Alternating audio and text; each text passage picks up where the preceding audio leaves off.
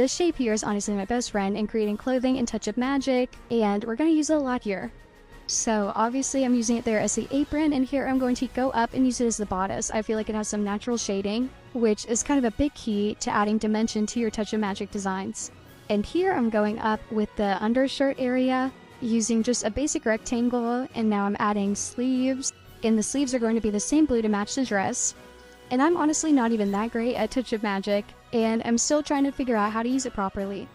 But here we're going to use this little mirror button option to create the same sleeve on the other side. So now we're going to go back and correct the neckline. Touch of Magic only has this rounded neckline look, and Belle's dress is not like that. So I'm trying to create the illusion kind of that collared dress using just this rectangle in the closest color to match my character's skin tone, adjusting the layers to make sure it sits underneath the blue sleeves. Now using this teardrop shape to create kind of the v-neck look. And now we're going back to use the same great old shape for the sleeves that will provide some dimension and shading. Now this part is a little bit tricky and will probably take some playing around with, but as you can see here, I'm just kind of rotating the motif and adjusting it, and once it is the right fit, I'm going to mirror it on the other side. So there's some more realistic looking sleeves.